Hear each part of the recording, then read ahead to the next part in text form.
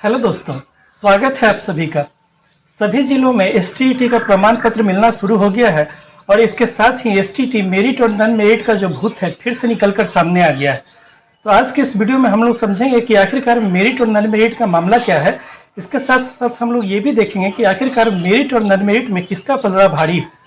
आप लोग भले ही इस वीडियो को पहले भी कहीं से समझ चुके हों, लेकिन आज हम लोग इस वीडियो का पूरा धागा खोल देंगे। इसके बाद आप लोग को अंत में ये फैसला लेना है कि हम लोगों ने जो सबूत आप लोग को उपलब्ध करवाया है इस वीडियो में, इसके आधार पर आप लोग को ये फैसला लेना है कि आखिरकार मेरिट और नॉन मेरिट किसका पलड़ा भारी। तो आइए शुरुआत करते हैं और समझते हैं कि ये पूरा मामला आखिरकार है क्या। सबसे पहले तो हम लोग समझ लें कि ये जो बात है कि एसटीईटी मेरिट और नॉन मेरिट, ये पूरा मामला आया कहाँ से। अगर इस पूरे मामले को आपको देखना पड़ेगा तो सबसे पहले आपको एसटीईटी परीक्षा 2019 का जो नोटिफिकेशन है इस पर जाना पड़ेगा। ये जो एसटीईटी परीक्षा 2019 का नोटिफिकेशन है, इसमें जो उत्तीर्णता मापदंड है कि ऐसे लोग जो उत्तीर्ण कौन लोग कहलाएंगे, इसके लिए दो आधार लगाए गए हैं, दो फिल्टर लगाए गए हैं।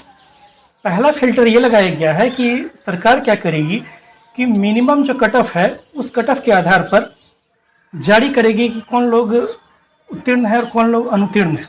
कहने का मतलब है कि अगर मान लेते हैं कि 150 अंकों की परीक्षा हुई है और इस 150 अंकों की परीक्षा में जनरल का कट ऑफ मान के चलते हैं कि जनरल का कट ऑफ अगर 60% के करीब में है, कहने का मतलब है कि जो लोग 90 अंक लाए हैं, इस 90 अंक लाने वाले या इससे अधिक अंक लाने वाले जो लोग होंगे ये क्वालिफाइड कहलाएंगे। ये पहला फिल्टर है जो कि इस एग्ज़ाम में लगाया गया था। दूसरा फिल्टर क्या लगा दिया गया है और इस दूसरे फिल्टर के कारण ये मेरिट और नॉन मेरिट की जो समस्या है ये सामने में आ रही है, इसको समझिए। दूसरा फिल्टर ये लगा दिया गया है कि सरकार एक मेरिट लिस्ट तैयार करेगी। एक मेरिट लिस्ट तैयार करेगी और मेरिट लिस्ट बनेगा कैसे कि हर विषय के हिसाब से जितनी भी सीटें हैं उन सीटों के हिसाब से घटते क्रम में, इसको आप कह सकते हैं कि घटते क्रम में एक मेरिट लिस्ट बनाया जाएगा जिसमें सबसे ऊपर आपको सबसे अधिक अंक वाले लोग रहेंगे और सबसे नीचे सबसे कम अंक वाले लोग रहेंगे। सबसे ऊपर यहाँ पर सबसे अधिक वाले हैं और सबसे नीचे सबसे कम वाले हैं। इस तरीके से एक मेरिट लिस्ट तैयार किया जाएगा। अब समस्या क्या है, आप ये बात समझिए कि जब जनरल का कट ऑफ अगर 60% है तो 90 150 में, तो 150 में 90 अगर है तो इस 90 से 150 के बीच में बहुत सारे बच्चे हो सकते हैं। हो सकता है कि 90 से 150 के बीच में 25,000 लोग पास कर गए हों। लेकिन दूसरा फिल्टर क्या लगा है? दूसरा फिल्टर लगा है कि विषय के हिसाब से मेरिट लिस्ट तैयार किया जाएगा जिसमें सबसे ऊपर सबसे अधिक अंक वाले और सबसे नीचे सबसे कम अंक वाले लोगों को रखा जाएगा। ये जैसे ही दूसरा फिल्टर लगाया गया, उदाहरण के लिए देखिए कि अगर सोशल साइंस में मान के चलते हैं कि 5,000 सीट है, ठीक है, कि इन 5,000 सीटों के मुकाबले में क्या किया गया है कि ऐसे ही कैंडिडेट को रखा जाएगा कि जिनका अंक सबसे ज़्यादा हो। कहने का मतलब कि 90 के ऊपर तो 25,000 लोग क्वालिफाइड होंगे, लेकिन आपको लेना 5,000 लोगों को है। तो आप क्या कीजिएगा कि सबसे अधिक जिन बच्चों को 5,000 ऐसे बच्चों को जिनको अंक आया है उनको आप इस लिस्ट में रखिएगा। इस आधार पे सरकार ने शुरुआत में घोषणा की थी कि हम लोग क्या करेंगे कि एक मेरिट लिस्ट बनाएंगे। तो ये तो थी मेरिट लिस्ट की बात, लेकिन यहाँ पर अगर आप नोटिफिकेशन की भाषा पढ़िएगा तो इस भाषा से ही कन्फ्यूजन पैदा हो जाता है और ये भाषा कहीं ना कहीं मेरिट लिस्ट वालों के पक्ष में झुकी हुई दिखाई देती है। यहाँ पर घबराना नहीं है, हम लोग मेरिट वालों के पक्ष की भी बात करेंगे और जो नॉन मेरिट लिस्ट में है उनकी भी बात करेंगे और अंत में फैसला आपको ही लेना है कि आखिरकार किसका पलड़ा भारी है। तो पहले हम लोग मेरिट वालों की बात करेंगे कि आखिरकार मेरिट वालों का पलड़ा क्यों भारी है। एक एक करके देखते चलते हैं। यहाँ अगर हम लिखते हैं कि मेरिट वालों के पक्ष में कौन कौन से मुद्दे जाते हैं, कौन कौन से पॉइंट। पहला जो पॉइंट मेरिट लिस्ट वालों के पक्ष में जाता है वो ये है कि आखिरकार जब सरकार ने जिस मेरिट लिस्ट को बनाया है, यहाँ पर आपके सामने में नोटिफिकेशन में ऐसा क्यों लिखा गया है कि मेरिट लिस्ट बनाया जाएगा। अगर मेरिट वाले और नॉन मेरिट वाले दोनों ही बराबर हैं तो फिर इस तरह की जो मेरिट लिस्ट बनाने की बात थी ये क्यों की गई है। इसका कहीं ना कहीं मतलब है कि सरकार भी पहले में यही चाह रही थी कि मेरिट लिस्ट के आधार पर जो एसटीईटी एग्ज़ाम हो रहा है इसके आधार पर एक मेरिट लिस्ट तैयार किया जाए अंकों का जो कि घटते क्रम में हो और इसी आधार पर बहाली की जाए। ये मेरिट वालों का पक्ष है। दूसरा पॉइंट क्या हो सकता है मेरिट वालों का कि इस देश में आप कोई भी एग्ज़ाम ले लीजिए, चाहे रेलवे का एग्ज़ाम हो या फिर एसएससी का एग्ज़ाम हो, बैंक का एग्ज़ाम हो, आईएएस का, बीपीएससी का, कोई भी आप एग्ज़ाम ले लीजिए, सारे एग्ज़ाम में क्या होता है कि एक मेरिट लिस्ट तैयार किया जाता है और ये मेरिट लिस्ट अंकों के आधार पर तैयार किया जाता है जो कि आपने परीक्षा में पाया है। यानी कि परीक्षा में जिसको सबसे अधिक अंक मिलते हैं उनको मेरिट लिस्ट में सबसे ऊपर रखा जाता है और जिनको कम अंक मिलते हैं उनको मेरिट लिस्ट में सबसे नीचे रखा जाता है। ये किसी भी एग्ज़ाम की बात है कि मेरिट वालों का पलड़ा हमेशा भारी ही होता है क्योंकि उन्होंने अधिक मेहनत की है, अधिक अंक लाए। तो इस हिसाब से भी मेरिट वाले ये बात करते हैं कि हम लोग का पलड़ा भारी है। नेक्स्ट जो पॉइंट है मेरिट वालों के पक्ष में वो ये है कि अभी जो सर्टिफिकेट बंट रहा है एसटीईटी का, इस सर्टिफिकेट में भी अगर आप देखिएगा तो वहाँ पर स्पष्ट रूप से लिखा गया है qualified but not in merit list. अच्छा, एक बात आप बताइए कि अगर कोई मतलब ही नहीं है, अगर जिस तरह से शिक्षा मंत्री बोल रहे हैं कि मेरिट और नॉन मेरिट दोनों हमारे लिए बराबर है, तो अगर बराबर है आपके लिए तो फिर सर्टिफिकेट पे लिखने की आपको ज़रूरत क्या पड़ी?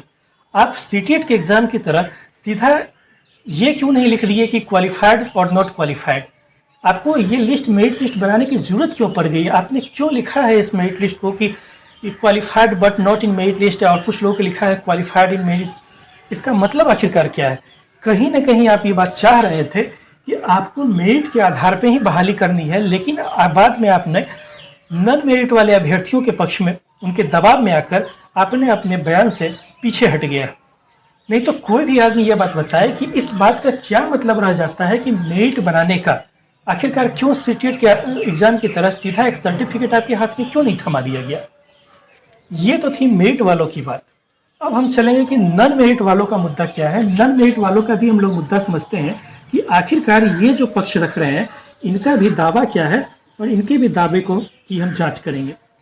इनका एक दावा जो बहुत मजबूत है, जिसको ये लोग बार बार बोलते हैं कि ये जो एसटीईटी का एग्ज़ाम हुआ था ये एक पात्रता परीक्षा है। एलिजिबिलिटी सर्टिफिकेट जिसके आधार पर मिलता है, आपको एक पात्रता सर्टिफिकेट मिलता है जिसको कर लेकर आप बहाली में जा सकते हैं। जिस तरह से सीटीएट के एग्ज़ाम में आपको एक सर्टिफिकेट मिल जाता है पास होने के बाद और आप उस सर्टिफिकेट को लेकर कहीं भी बहाली में जाते हैं, तो ये उन लोगों का मुद्दा है और ये बात उनकी सही भी लगती है। दूसरा जो एक बहुत गंभीर इन्होंने मुद्दा उठाया है वो ये है कि अगर छठे चरण तक सरकार ऐसा कर रही थी कि एकेडमिक के आधार पर बहाली कर रही थी, जैसे कि कक्षा 1 से 8 में छठे चरण तक ये होता आया है कि जो अभ्यर्थी है इनके 10th के मार्क्स, इनके इंटर के मार्क्स, इनके ग्रेजुएशन के मार्क्स, बीएड या डीएलएड के मार्क्स जोड़े जाते हैं, तो अगर जिन बच्चों को ये एकेडमिक के आधार पर टीचर बन के पढ़ा सकते हैं उन्हीं बच्चों को एकेडमिक के आधार पे क्लास 9, 10th या 11, 12th में लोग टीचर बन के क्यों नहीं पढ़ा सकते हैं? इसी बात को अगर ज़रा स्पष्ट रूप से कहें तो ये जो कक्षा 1 से 8 के जो टीचर हैं जो कि इस आधार पर टीचर बने हैं कि उनका 10th का मार्क्स क्या था, इंटर का मार्क्स क्या था, ग्रेजुएशन बीएड का मार्क्स क्या था, तो जब वे अपना मार्क्स दिखा के टीचर बन सकते हैं, वे उन बच्चों को पढ़ा सकते हैं, तो यही बच्चे जब बड़े होंगे तो हाई स्कूल में जाएंगे, तो हाई स्कूल के जो टीचर हैं वे उन बच्चों को क्यों नहीं पढ़ा सकते हैं? इस बात को भी आप लोग को ध्यान में रखना है। इसके साथ साथ नॉन मेरिट वालों का कुछ मुद्दा और है जिसको कि हम लोग देखते हैं। एक पॉइंट और जो नॉन मेरिट वाले रखते हैं कि उनको मेरिट वालों के तुलना में कोई समस्या नहीं है, लेकिन वो मेरिट वालों के साथ एग्ज़ाम में ये बहाली की प्रक्रिया में बराबरी चाहते हैं। इसके लिए वे ये तर्क देते हैं कि जिस तरीके से मेरिट वालों को मौका मिल रहा है उस तरह से हमें भी मिले। भले ऐसा हो कि सरकार जैसे पहले करती थी कि सीटेट एग्ज़ाम के तर्ज पे जिनको ज़्यादा अंक आया है, उसी तरह से स्टेट के एग्ज़ाम में जिनको ज़्यादा अंक आया है उनको अधिक वेटेज दे और हम लोग को भले कम वेटेज दे, लेकिन हम लोगों को इस बहाली की प्रक्रिया में शामिल होने का मौका दे। और कहा जा सकता है कि शिक्षा मंत्री ने नॉन मेरिट वालों के दबाव में आकर उनकी बात को स्वीकारा भी है और मेरिट वालों के साथ उनको भी इस बहाली की प्रक्रिया में शामिल होने का मौका दे दिया है। तो अब आप लोग के हाथ में है कि आप लोग ये बताइए नीचे कमेंट करके कि आखिरकार मेरिट वालों और नॉन मेरिट वालों में किनका पलड़ा भारी है। तो आज की वीडियो में इतना ही, फिर आपसे मुलाकात होगी। हमारे चैनल के साथ आप लोग ऐसे ही जुड़े रहिए और चैनल को लाइक और सब्सक्राइब करना बिल्कुल मत भूलिए। साथ में बेल आइकन भी जरूर दबा लीजिए ताकि सारे नोटिफिकेशन आपको सबसे पहले मिलते रहें। तो धन्यवाद, थैंक यू।